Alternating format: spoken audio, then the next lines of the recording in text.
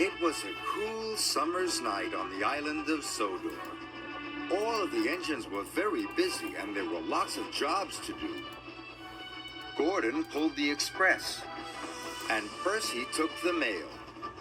He delivered letters and parcels across the whole island.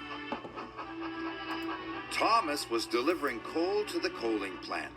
It was a very long journey and a very heavy train. Thomas worked all night puffing through the countryside. At last, Thomas had delivered all the coal. He was very tired. "I'm puffed out," said Thomas. "I wish I'd had some help delivering the coal." "Pah," huffed Gordon. "A really useful engine doesn't need help." Then Sir Topham had arrived. "I need an engine to run 3 special deliveries for me," Sir Topham had said. "I can do it," puffed Thomas. He was tired, but he wanted to prove he was a really useful engine. "Very well, Thomas. You must take some chickens to the market, sheep to the farm, and the children to school." "That's a very big job for a small engine," chuffed Gordon. "You're bound to need some help." This made Thomas cross. "Engine," chuffed Gordon. "You're bound to need some help." This made Thomas cross. "Tank engines don't need help," snapped Thomas. "We're really useful." And he puffed away. "Chickens to market, sheep to the farm, and children to school," Thomas puffed. First, Thomas collected the chickens.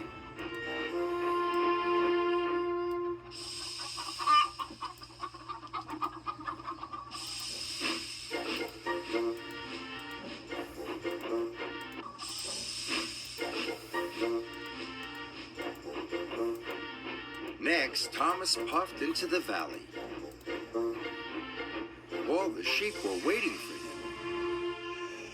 "Come on," Thomas panted to the sheep. "I'll take you to the farm."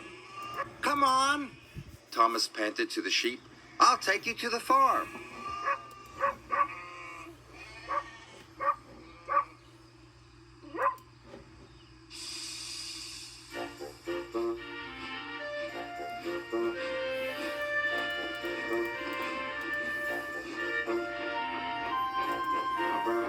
Finally, Thomas trundled into the station. He was very tired. The children's smiling faces made him feel happy, but his axles were aching.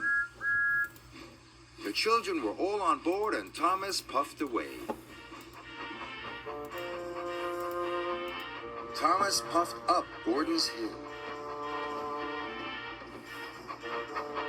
and through Henry's Tunnel. It was a very long way. His pistons were pounding and his axles were aching, but Thomas kept puffing. "Chickens to market, sheep to the farm, children to school," Thomas panted.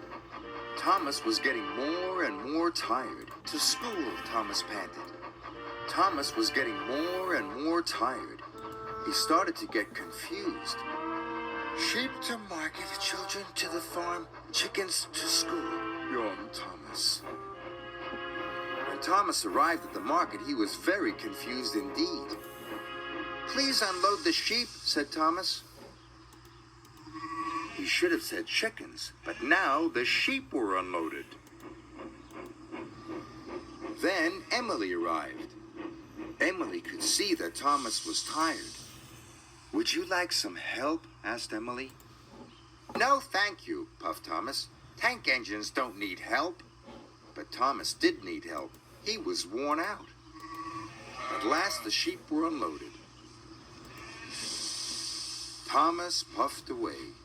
"Sheep to market, children to the farm, and chickens to school," yawned Thomas sleepily. When Thomas got to the farm, he told the children that it was their stop. So all the children got off at Farmer McColl's. Thomas was terribly tired.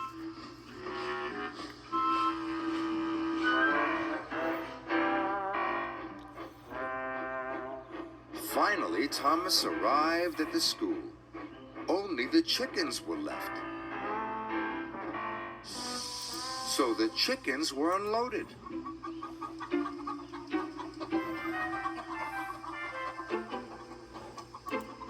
And Thomas puffed back to the sheds.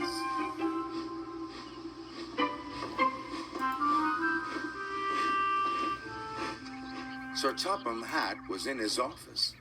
He was getting lots of phone calls. The sheep had knocked over lots of market stalls. The children had seen all the farm animals. And the classroom was full of chickens. At last, Thomas puffed into Tidmouth's sheds. He was looking forward to a nice, long sleep. Then Sir Topham Hatt arrived. "Thomas, you have caused confusion and delay," he said. Sir Topham Hatt told Thomas what had happened. Thomas was upset. He was very tired, and now he had to go and do his jobs all over again. "Don't worry," Sir Topham Hatt said.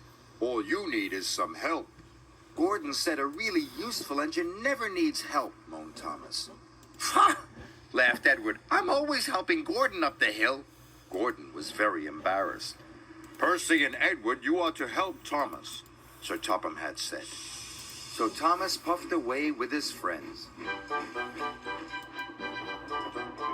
Percy took the sheep from the market to the farm. Edward took the chickens from the school to the market.